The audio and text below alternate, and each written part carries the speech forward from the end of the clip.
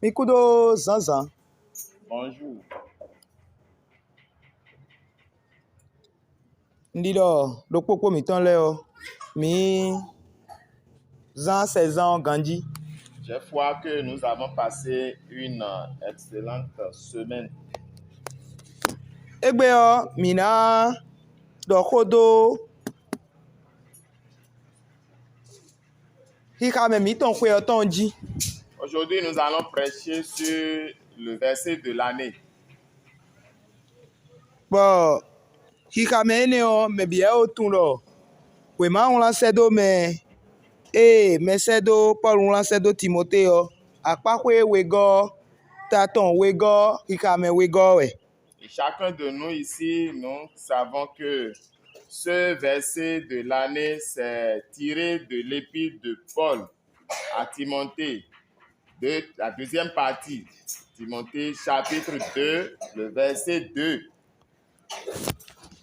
Bon, egbeo mina Zan hika me we nu konton edo kota ene o me on. Mo mina do Timothée si we ma akpakwe wego ta wego hika me nu konton so wego ejiwe mina do kodo. Et aujourd'hui, nous allons prêcher sur 2 Timothée chapitre 2, verset 1 à 2. Bon, na ka do fongbe metro lo nu mere modo français gbe me on. Ene on me ona ha bonembo. Je lis en fond. Oui, vitie mon holonglondo fenwe mido do bue minde ka klisu Jesu ome.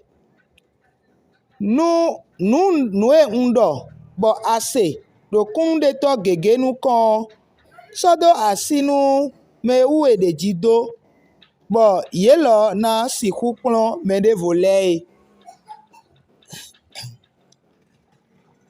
Français gbe. Quelqu'un est là en français.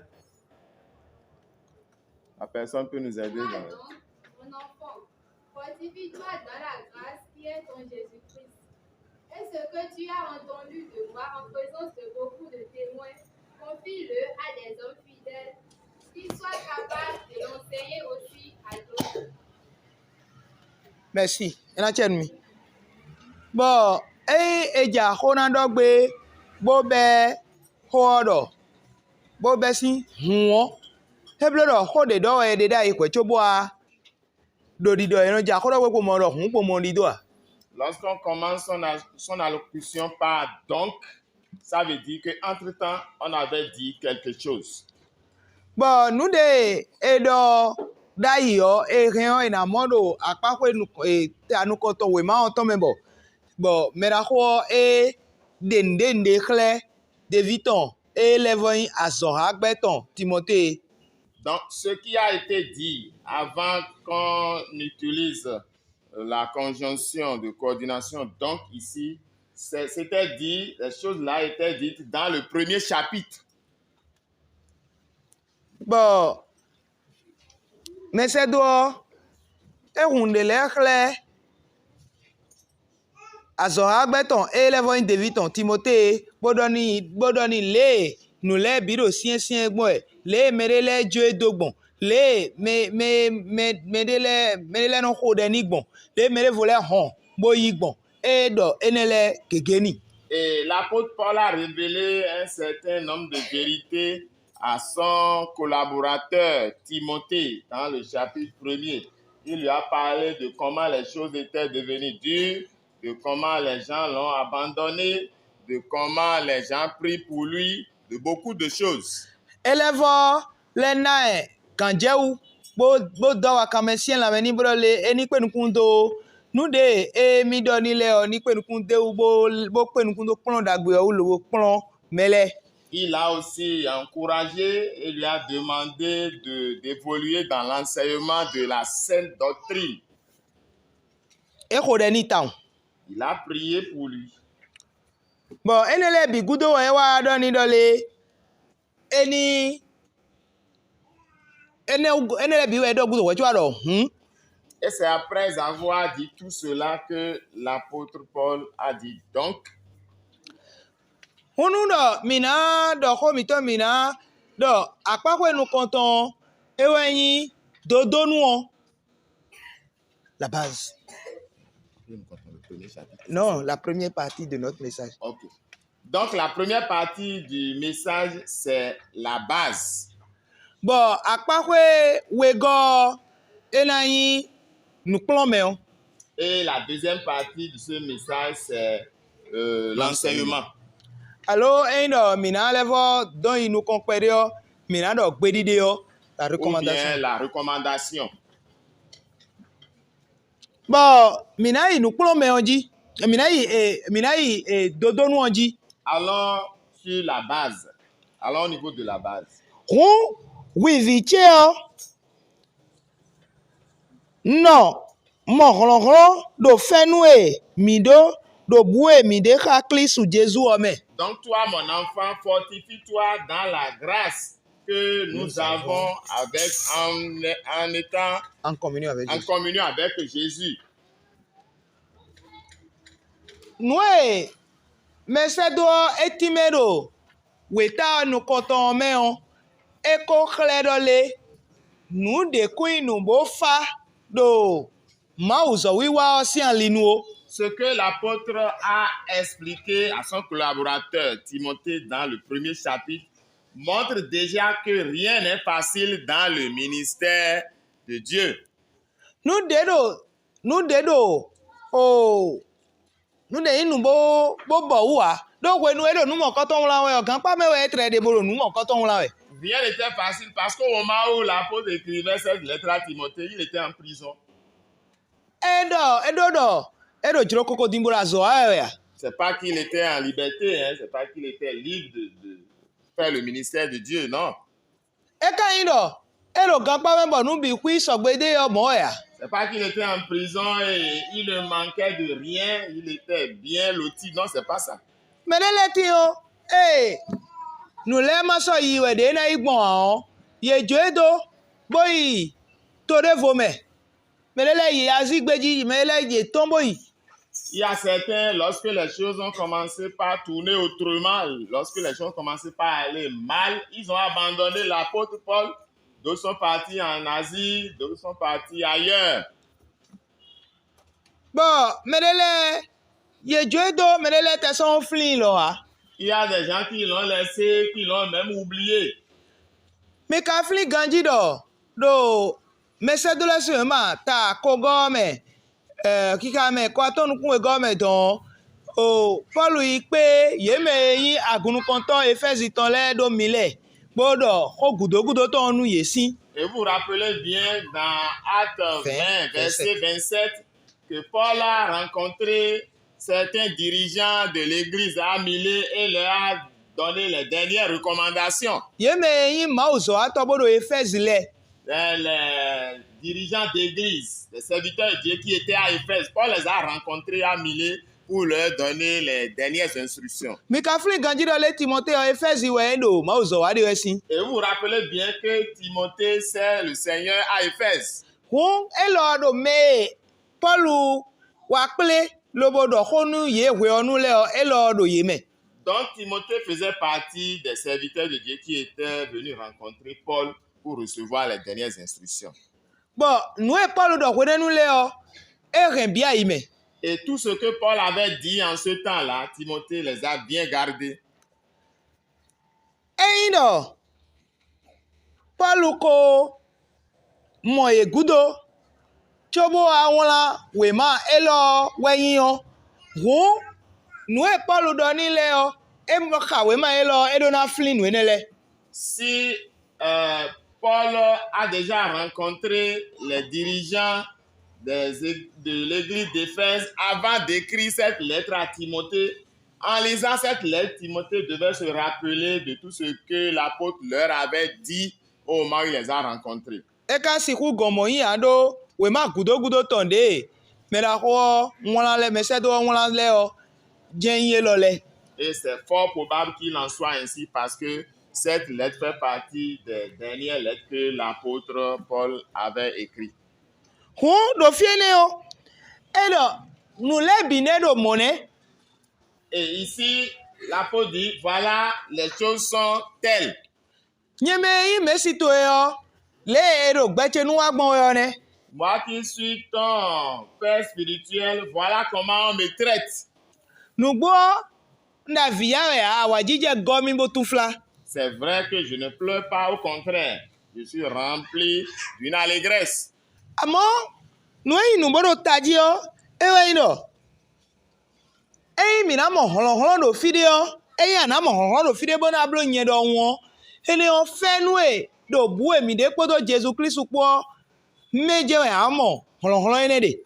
Mais ce qui est important ici est que si tu veux avoir la force et évoluer dans le ministère comme moi, l'apôtre Paul, cette force-là, tu vas la trouver dans la grâce que nous avons avec la communion que nous avons en Jésus. Nu de do hwelo glofi, nu gege do hwelo glofi, bona na mi, bona ko pe nu mi we ne mi do ma ozo, wa e bro wa ganji ton wa. Beaucoup. Il y a pas beaucoup de Il n'y a pas beaucoup de choses dans ce monde qui peut nous encourager, qui peut nous acclamer, nous applaudir au moment où nous faisons bien le ministère de Dieu. Nu le Bibla le bi Bibla weno do awakame kunu mi. Presque tout nous amène au découragement. Me Ministère. me gbeto e aso lobo hokan. Allo me dile Paul hokando o Demas ene din. Paul hokando Demas ene kaka bo epo ro po yo ne wa blogbon e hon bo Thessaloniki e jodo. Des gens que tu as aidés, des gens que tu as accompagnés, que tu as soutenus, à un moment donné, peuvent te lâcher. Comme l'exemple de Paul qui avait soutenu, qui avait beaucoup aidé Demas, mais avec le temps, Demas l'a abandonné. Bon, eyi yo edole ele timetanole do akwe jenu kon ni wutu. Et on a bien expliqué hein, pour Demas là que c'est parce qu'il était avide d'argent, de gain. Bon, melele yo yenayi melele yo yena fongu di o Jeannès po Jambres po dohun. D'autres vont partir, d'autres vont se révolter comme Jeannès et Jambres. Bon, nou elele yo aguome si nou lene. Et ça, c'est les situations de l'église, c'est les situations internes à l'église, ça. Emeyi agunu kotolewe uli Paul bo so do ganpa mene. Ce ne sont pas les responsables d'église qui ont jeté Paul en prison. Eyo, Non. me do koko lewe so Paul do ganpa mene. Hu me do koko le lo na be iton. C'est ceux qui sont dehors, ceux qui sont en dehors de l'église, là, c'est ceux qui ne sont pas des croyants, là. C'est eux qui ont jeté Paul en prison. Donc, les gens du dehors vont commencer pour eux maintenant. Ekpe a, nou ena levo do. Bona kon masi gble koyin. Ho ma uton ubo koyin azo e wa we. Minde owo. E lo do po mele de ou. Et c'est Do pe ogbe. Bo levo de ou do ko. Et c'est pas fini, hein. Tout ce qu'il faut dire pour jeter de l'opprobre sur le ministère que tu es en train de faire ou bien sur la parole de Dieu. Ces choses-là ne manquent pas, hein. Elles existent aussi bien dans l'église qu'en dehors de l'église. Lo, e ndo le mina siku no mo hlon bo no te o. Bo mo tembo do blo nou e ma ou ba do mini blo o.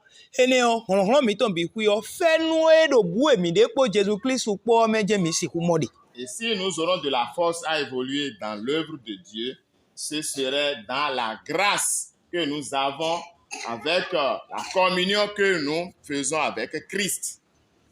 Ti meto e ndo le. Ei mi jo Christu do hoka do ma ho kika po de iko po mi jodo. Ene o nu e do e. Me se do de nu awon futon Timothée. Bon e wa mi de le ton egbe o mi siku do de na blo ya. Ce qui veut dire que si nous laissons Jésus-Christ à travers sa parole, à travers la prière, nous le laissons, tout ce que l'apôtre est en train de dire à son fils Timothée et qui nous concerne, on ne pourra pas le faire. Ho mi siku blo a endo mi drona wa ma o si anzo jen yo do nu o e wa endo le mi donate do Jésus Christ bo alade we mi yon eyin o atin dodo nu o po mi de le o mi yan lale bon ala emi yonu mina senje mi na te dodo nu o. Donc, si nous devons servir le Seigneur, nous devons nous attacher à Christ, lui qui est le tronc, et nous sommes les branches de l'arbre. Si nous devons porter de fruits, alors en tant que branche de cet arbre-là, on doit rester collé au tronc qui est le Christ. Dio mi bo po o Paul do po e wona no sedo Timotheo edo mede yi bojo emi do. Chobo Timothée ka yi a cho Timothée da paton. Voyez vous-même, Paul qui a écrit à Timothée et qui a dit que certains l'ont abandonné, Timothée ne l'a pas abandonné. Et pourtant, Timothée n'est pas à côté de lui. Hu eindo eyi do eyi bojo me do eindo dandan o me ojo me do bo yiwe a afoyan yi aso agbe fidevo allo aso so ebe yi fidevo. Donc, abandonner dont on parle, cela ne veut pas dire que, bon, on a abandonné la personne comme ça, ou bien on l'a laissé physiquement. Peut-être que la personne, pour des raisons de service, des raisons de travail, est allée ailleurs. Eindo o yeyi de do ko me fio do ende ame de do ko gbe de nka do fio de mi ka do bodo no bo te do Demas wo mo do ende a ndole me egbe dion do fie ne dion Paul do Demas yi po me de volele yi cho o Timothée eyi fide a lo e de sweze do Efes bro so a fine hu gbe ne do kan pa me Timothée ma so si do Efes bro apaton ne. Donc, quand je parle ainsi, je ne veux pas m'exprimer. Je ne veux pas réinterpréter quitter ici. Quitter. Demas et autres, ils sont partis. Maintenant, Timothée, lui, il est à Éphèse. Qui l'a mis à Éphèse? C'est l'apôtre Paul qui l'a mis à Éphèse. Parce que Timothée ne pouvait pas être en train de servir dans l'église d'Éphèse et encore être à côté de Paul là-bas. Donc, on ne peut pas dire là que Timothée a abandonné l'apôtre Paul. Non, quand bien aimé n'est pas à côté de lui, il est toujours avec lui. Dota no koton me on. Edo hodo podo merokpo be redo Onesifo edo ho de no mi town. Bo reso emi desu bo. E wa roma on. Le e wa kaka bo wa dog. E ba mi kaka bo mo fie mi de bo wa migon. Dans le premier chapitre, l'apôtre a parlé d'un certain Onésiphore. Il a dit que ce frère a beaucoup prié pour lui, qu'il a soutenu. Et quand il est arrivé à Rome, il a cherché, il est venu jusqu'à le voir ou le saluer en prison, c'est ça? Oui, c'est en prison. Était timé minero fine. Miro di bona ja pa we gojo inole. When we Paul jamena son na gbedo agun so iwa si alinu e son numero pogea. Donc, qu'est-ce qu'on veut dire par là? Au moment où Paul allait apprêter les gens pour servir le Seigneur, au moment où Paul allait former les gens pour servir le Seigneur, il n'a pas formé une seule personne. Ministre dole o Demas ikere e son na. Supposons que c'est Demas seul qu'il a formé pour l'accompagner dans le ministère. Akwe gbatamenu Demas yolo. Lorsque l'argent est rentré dans la tête de Demas, il a tracé. Aha. Nous ebloene ewe zombo akpakwe we kikame we goiro nundo boase do kunde to gegenu kon e. C'est pourquoi au deuxième verset, il a dit ce que j'ai dit, tu as entendu devant beaucoup de témoins. Do fine o mi modale wenu e Paul jona sonu nu Timothée e kun sonu e do ponoge o e sonu nu gbeto supo. Donc, nous avons compris par là qu'au moment où Paul formait les gens pour le ministère, il n'a pas formé une seule personne, il a formé beaucoup de personnes. Bon, do fine le so mimo, Paul do kunde to gege nu kon. Kunde to gege ne ole yere na ma edowe. Paul a dit devant beaucoup de témoins. On peut diviser le groupe de ces témoins-là en deux. Kunde to Timothée si kwera ton le. Podo kunde to Paul si kwera ton le po. Il y a les témoins de la génération de Timothée et les témoins de la génération de Paul. Bon, et rien il a cambié do. Mettez-le kai o Paul si kwera si o azɔwatɔ lɛ alo okundetɔ lɛ mihiã mina mɔ luki ene kwede bɔ bodo boyi wazɔ xɛ lɛ mihiã mina mɔ o Barnabasi ene mihiã mina mɔ maki eyi kwera eyɛtɔ si kundetɔ lɛ. On peut se demander, mais qui sont qui appartiennent à la génération de Paul? Au moment où Paul parlait, on va voir les Luc, on va voir les Marc, les Barnabas.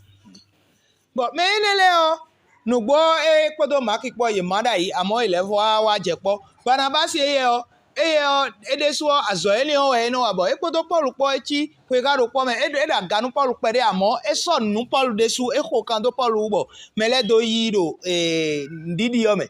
C'est vrai qu'un temps Marc était divisé avec Paul, mais avec le temps ils se sont réconciliés encore. Et quand nous prenons Barnabas dépasse un peu Paul dans le ministère. C'est lui qui a soutenu l'apôtre en son temps. Mais il s'est mis au même rang que l'apôtre Paul. Bon, mimi ilẹ̀ bɔ ikole tito mɛ o yema jɛlɛ dɔ bɔ mɛ de dɔ le yɛn Paul tɔn yin bɔ mɛ de fɔ do Apollos tɔn yin yɛ. Vous vous rappelez bien, et au moment où il y avait le dispute dans l'église de Corinthe, il y a des gens qui ont dit, moi je suis de Paul, moi je suis de Apollos. Paul est kakplɔ nu Apollos wɔ. Et c'est Paul qui a disciplé Apollos. Bon, de kakplɔ nu Apollos wɔ Apollos wɔ wa hatɔn jɛ ekpɔ Apollos kpɔ ibo yi wa sɔn. Et quand il a disciplé Apollos et Apollos a atteint son niveau, les deux sont partis pour le ministère. Hun de wa zɔ mɛ de dɔ emi mɛ etɔ mɛ hun ene hɔn fɔ ne amɔ etunɔ le ye do Korinthe lɛsi nukun mɛ diɲɔ Paul kpɔ do Apollos kpɔ ye biɔ kpe ka do kpɔ dzi wɛ de. Donc dans l'esprit des frères corinthiens, c'est que Paul et Apollos sont de la même génération. Wa lɔ bo nɔ le Paul jɔ ŋlɔ ma sɛ do David tɔn lɛ ɔ bo yin wɛ ma ena ŋlɔ sɛ do ye yɔ. Bon, ede sunɔ kɛrɛ na xa o eno yɔlɔ yɛrɛ ahɔnvutse mɔnɔ yɔlɔ yɛrɛ vitse amɔnu edzro na ŋlɔ ema sɛ do o agunukɔntɔ lɛ lo na sɛ ye do eno dɔ vitse gbeɖea eno dɔ azɔ ha gbɛtse. Lorsque Paul veut écrire des lettres à ceux-là qu'il a disciplés, à ses disciples, si c'est des lettres personnelles, il les appelle enfant spirituel, mon enfant spirituel, ou bien mon disciple. Mon fils. Mon fils. Mais si c'est une lettre qu'il veut envoyer aux serviteurs de Dieu, il ne les appelle pas fils, il ne les appelle pas disciples, mais il les appelle collaborateurs. Compagnons. Voilà. Kwega mais ni Paul ton leo edo fine bo kwega Timothée ton do fine wen kunde to gegele.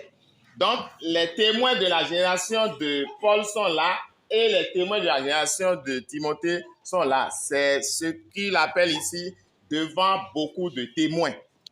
Dieu do nuene on le de ndo bo asedo nukun meme le bikuiton kana soda sinu me ou de jidole. Et l'apôtre a dit ces choses-là que j'ai dites, j'étais dites en présence de beaucoup de témoins, confie-le à des gens fidèles, à des hommes fidèles. Bon, eblo kwera atongone. Donc ça fait la 3e génération. Eido Noé do boy say but me do eto Paul do eto Timothée do yin we do fine Timothée agunu koto yin we de. Timothée est responsable d'église. Bon, Noé edo boy say nu le bije nu akro me bi nu gbo. Àmọ́ me gen ina soda sinu me de voler ba do na akro nu we feed le o. Ye de le me ayade ya. Me où est re na de jidole me où est de jidole we na sojuna. C'est vrai que tout ce que Timothée a reçu de Paul, il doit l'enseigner.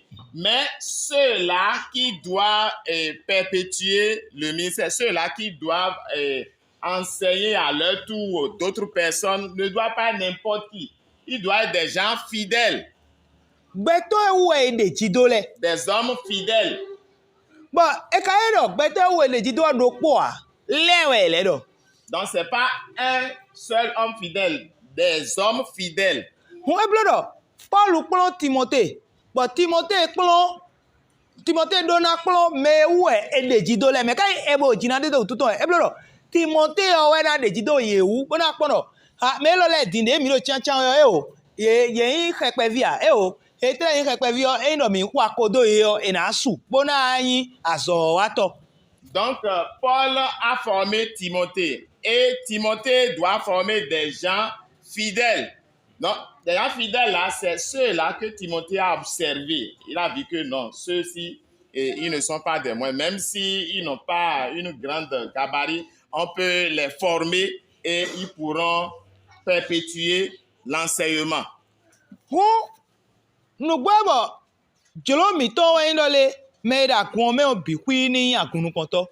C'est vrai que notre volonté est que tout le monde soit responsable d'église. Tous ceux qui sont dans l'église soient responsables d'église.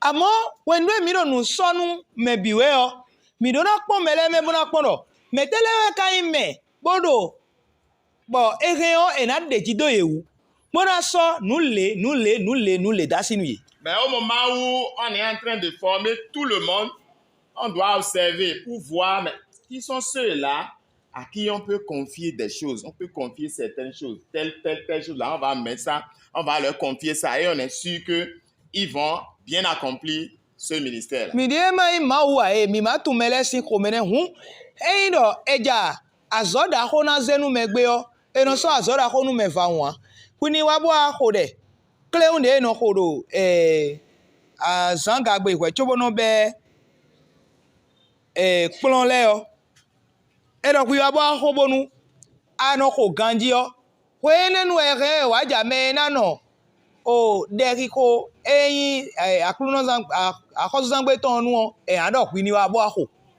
Voilà que nous ne sommes pas Dieu, nous ne voyons pas le cœur des gens. Donc, qu'est-ce qu'on fait? On va commencer par te confier les petites tâches liées à ce ministère-là. Exemple, on veut te responsabiliser pour conduire les prières de vendredi soir, 19h30. Mais avant ça, on va te positionner pour faire les prières d'ouverture avant les études bibliques. Et on verra bien comment tu vas diriger. Et c'est après cela, un certain nombre de fois, qu'on pourra te programmer pour la prière de vendredi soir. Bonu esonu e do kuni ablo tata gbe ton bo ganten we me kana wa bonu ablo bo kwe wa tegbe ganten we adare meje kwe wa o me ka na so o akoso gbe ton da sinu e. Si on te programme les mercredis soirs, 19h, on doit commencer l'étude biblique et c'est toi qui fais la prière d'ouverture. Et chaque fois qu'on te programme, tu viens à 19h30, qui pourra te confier la prière, la direction de prière les vendredis 19h30. Mo merema renu e nu bo nu ko nu klen be si so ni ele o merema hen wa mi si ku de to me ebo jina de to me do nu ko le jina de ja mi si ku de ji do yewu lo so nu da ho so do alomeni here. Qui sont ceux-là en qui on va avoir confiance? C'est ou bien qui va avoir confiance en qui? C'est les dirigeants. Donc, les petites tâches, les petits travaux qu'on nous confie là, si on n'est pas capable de bien les assumer, alors on ne pourra pas nous confier de grandes choses. Bon, nous sommes nous les biwe. Mais bino mon kunu jeme mo de je na de bo mi na mon kunu jeme pere bo me lele o ye dele o de so ye donado eno ye yin mebo de jido ye ukede o ipe a ye donado nu pipe na so nu ne o mle so da sinu mere volé. Ceux-là ne doivent pas être des gens non seulement fidèles, mais ils doivent avoir des capacités pour transmettre ce qu'on leur a enseigné, la formation qu'on leur a donnée là, ils doivent être capables de donner cette formation à d'autres. Bon, plan miro ni nawe, alo bona levo do nu kon ibona nado o pe lo me dile o mo we one nu de mi plan do file o mi de suno mi do ado me mi ton le bona plan nu mo koton e so mo mi do le do po mi ton le o mi do nado ma o ko nu me aton do sunzan do po me mi so ma ngon mele jo mele tin etre kende menu mi lo mi kana awaka mena kumia e de suo no lo we te pon we. Les différents enseignements que nous sommes en train de recevoir et que nous allons recevoir au cours de cette année c'est ce que nous allons en faire. On doit les transmettre à d'autres personnes. Et c'est dans ce but que nous avons dit que chaque personne doit évangéliser 5 personnes par mois. On a fait circuler une liste pour que les gens puissent s'inscrire les noms de ceux-là qui vont évangéliser. Il y a des gens, ils n'ont même pas regardé la liste.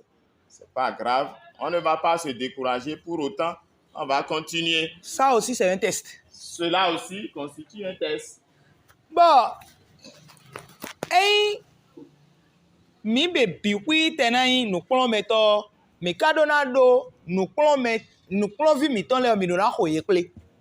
Si nous tous, nous devons être des enseignants, on doit regrouper ceux-là qu'on va enseigner. On doit les regrouper. Me ɖe lɛ ɖɔ le mi ɖɔ mawo xɔ nu me ɖe lɛ bɔ ye yi gbe.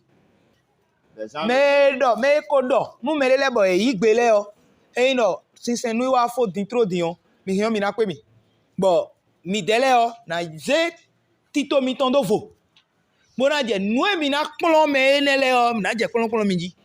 les gens m'ont dit qu'ils ont déjà évangélisé certains et qui ont reçu Christ. Ceux-là, tout à l'heure à la sortie du culte, vous m'attendez.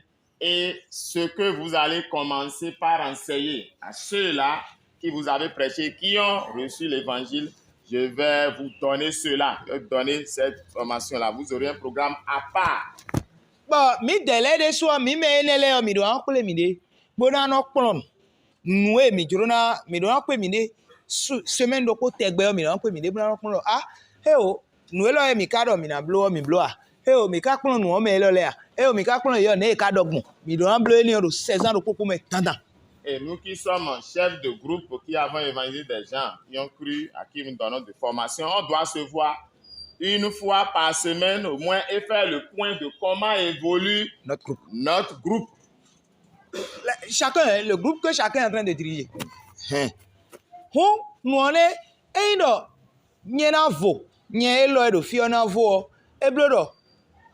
N'y a quoi nous mi délai na quoi me révolé, mais où est de, mi délai me où est de titole, mi délai na quoi me dévoé ni beta e mina zeda ile o mina je de klonji nu mi je de klonji o ye de le me o mi ale vo de mere volé bo e de na klon me de volé hu e do yen mo kaka bo e mo me de vo e ne le o e blo do azo en ton fou.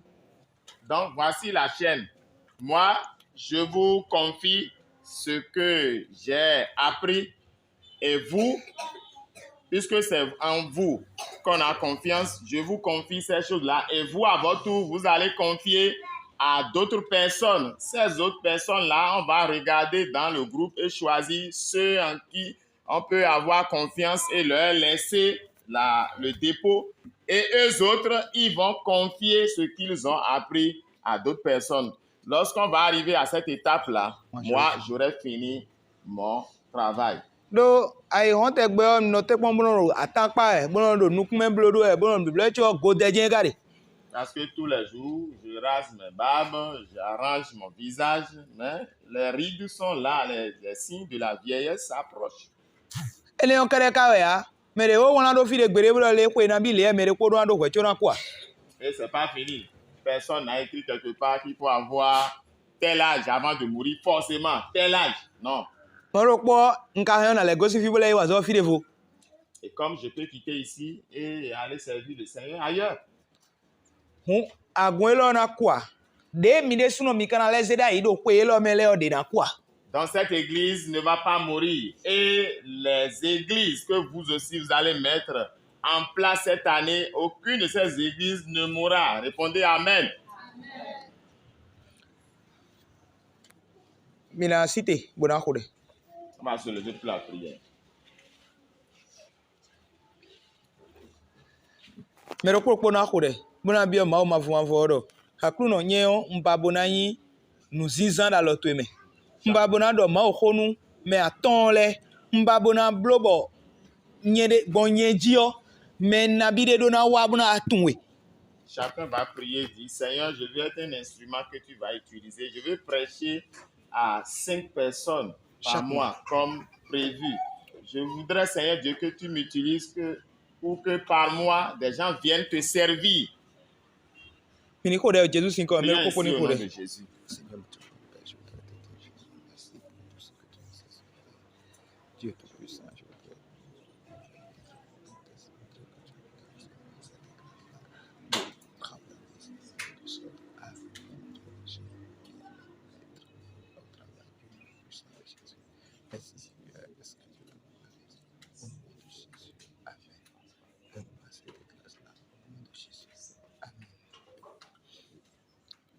mi ko de do Jesus sin come Amen. mi ko de Jesus sin come Amen. an ko de brando ma fo le ni na mi hlon bon mi si ku tedo ututon bon fenu de enami fenu de mi do boyin àwọn futon ni si ku tedo mi ni si ku na mi bon mi si ku bon fenu mo ko tedo ututon gbangban bon azo na mo te yan wa no mi. Demande à Dieu qui te donne la grâce, la force de s'attacher à toi à travers la grâce que tu as. Parce S'attacher que à tu lui. es son disciple. Que le Seigneur t'accorde cette force-là pour que tu t'attaches à lui, pour mieux Prions. faire le ministère. Prie au nom de Jésus.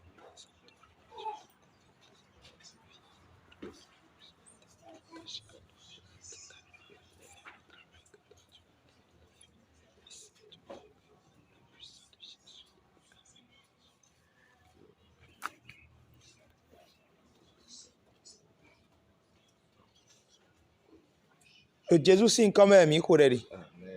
to nu bi pe to mi do gbenu e Merci, Seigneur. mi do susu nu nkan to e Alléluia. ana mi jroje bo mi se ko to e bo tun mi kun do na wa so de bu mi do pono ge o bo tun le mi do na ko kan bo me le 2000 do na se ko to e bo mi na le pon nu ye bo nu e mi tun o e na tun nu e mi ma tre o tun egbe din abo na tun so e lo na le tun akru no bo no popo do mi po Amen. o nu e na mi jro na blo nu e na grand li na wesu certain nu mo koton le bi do Jesus sin come Amen.